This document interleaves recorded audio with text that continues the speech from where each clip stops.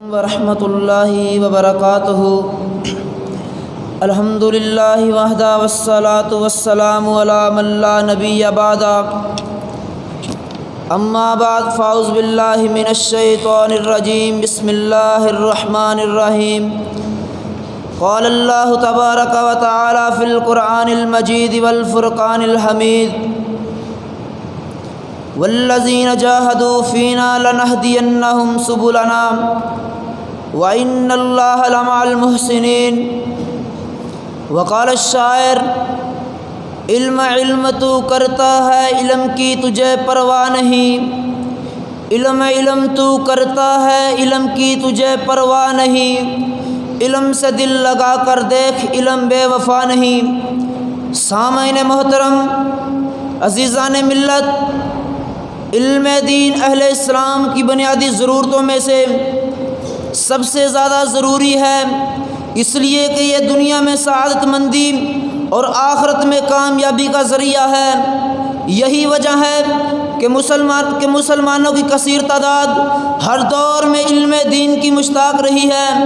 علماء شیوخ کے حلقات دروس سے مستفید ہونے کے لیے اہل ایمان نے اپنے گھر بار چھوڑ دیے اور دوسرے بڑے شہروں اور ممالک کی طرف لمبے لمبے سفر کیے۔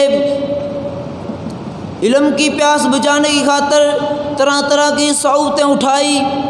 علم کا شوق، بیدار اور رغبت پیدا ہو جانا، یہ اللہ تعالیٰ کی بہت بڑی نعمت ہے۔ حضرات، حصول علم کے لیے سلف صالحین نے جتنی قربانیاں دی، آج بھی شہر حروم میں وہ ان کے نام باقی ہیں۔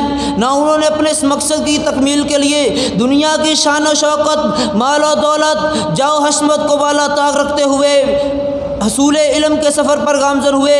اگرچہ آج وہ لوگ دنیا میں موجود تو نہیں، لیکن ان کے آج بھی نام زندہ جاوید ہیں اور وہ عالم اسلام کے ماتھے کا جمر ہیں۔ حضرات، جب ان کا نام لیا جاتا ہے تو زبان پر بے ساختہ رحمہ اللہ کے الفاظ جاری ہو جاتے ہیں۔ تو آئیے ذرا اصلاح میں حصول علم کی جستجو کو ایک نظر سے دیکھتے ہیں۔ اٹھائیے سیر اعلام النبلاء جلد 5 صفحہ 14 میں اکرمہ رضی اللہ تعالیٰ عنہ فرماتے ہیں کہ میں عبداللہ بن عباس رضی اللہ تعالیٰ عنہ کے زیر سایہ علم قرات حاصل کیا کرتا تھا۔ آپ حصول علم میں شوق پیدا کرنے کے لیے مجھ پر سختی بھی کیا کرتے تھے۔ بستان العارفین للنووی صفحہ 114 میں محمد بن شہاب الزہری سے کون واقع نہیں، التقریم میں حافظ ابن حجر رحمۃ اللہ علیہ لکھتے ہیں کہ آپ کو اس قدر علمی ذوق تھا کہ ہر وقت اپنے اساتذہ طلباء اور ہم اثر علماء سے علمی مباحثہ کرنے میں مصروف رہا کرتے تھے۔ حضرات، امام حر بن عبد الرحمن 40 سال تک آپ نے خود کو تعلیم، آپ نے صرف لغت قرآن کی تعلیم پر صرف فرما دیا۔ آئیے حضرات ذرا آگے بڑھیے، اصلاح میں حصول علم کی طرف کیسے کوٹ کر بڑھی ہوئی تھی۔ اٹھائیے طبقات الحنابلہ جلد 1 صفحہ 89 میں ابو العباس سولف کا ابراہیم رابی کے بارے میں قول ہے کہ میں نے آپ کو نحو و لغت کی کسی بھی مجلس میں 50 سال میں کبھی غیر حاضر نہیں پایا۔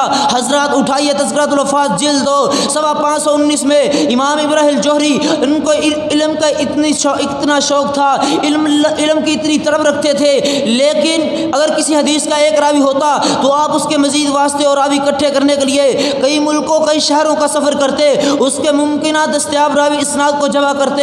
اٹھائیے تہذیب التہذیب جلد 7 صفحہ 107 میں امام الحسین الاسدی، آپ نے خود کو تعلیم و تعلم کے لیے وقف کر رکھا تھا۔ اپنی زندگی کا طویل عرصہ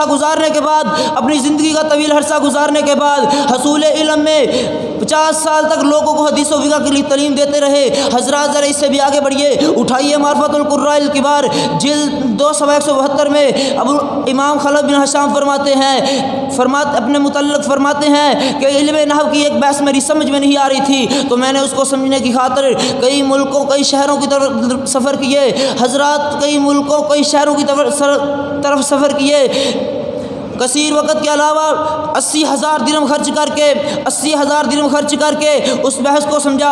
اٹھائیے تہذیب و تہذیب جلد 808 میں امام عمر بن مامون آپ فرمایا کرتے تھے اگر مجھے کسی حدیث کا علم نہ ہو اور اگر مجھے معلوم ہو جائے کہ یہ حدیث یمن میں کسی محدث کے پاس موجود ہے تو میں اسے وہاں سے بھی حاصل کر لاؤں گا۔ حضرات حصول علم کی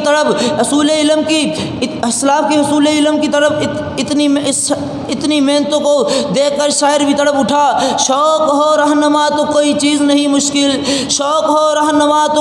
نہیں مشکل مگر شوق بڑی مشکل سے رہنما بنتا ہے۔ حضرات یہی حصول علم کی لگن اور طلب تھی۔ امام بخاری رحمۃ اللہ علیہ دنیا میں موجود نہیں لیکن صحیح البخاری کی صورت میں ان کے نقوش آج بھی زندہ ہے۔ امام مسلم دنیا میں موجود نہیں لیکن صحیح مسلم کی صورت میں ان کے نقوش آج بھی زندہ ہیں۔ امام ابو داؤد دنیا میں موجود نہیں لیکن صحیح ابی داؤد کی صورت میں ان کے نقوش آج بھی زندہ ہیں۔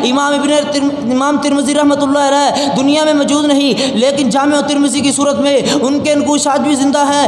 امام ابن خزیمہ رحمۃ اللہ علیہ دنیا میں موجود نہیں لیکن ابن خزیمہ کی صورت میں ان کے نقوش آج بھی زندہ ہیں۔ امام ابن ماجہ دنیا میں موجود نہیں لیکن پھر بھی ابن ماجہ کی صورت میں ان کے نقوش آج بھی زندہ ہیں۔ حضرات امام نووی دنیا میں موجود نہیں لیکن ریاض الصالحین اور بہت سی دیگر کتابوں کی صورت میں ان کے نقوش آج بھی زندہ ہیں۔ وآخر دعوانا ان الحمدللہ۔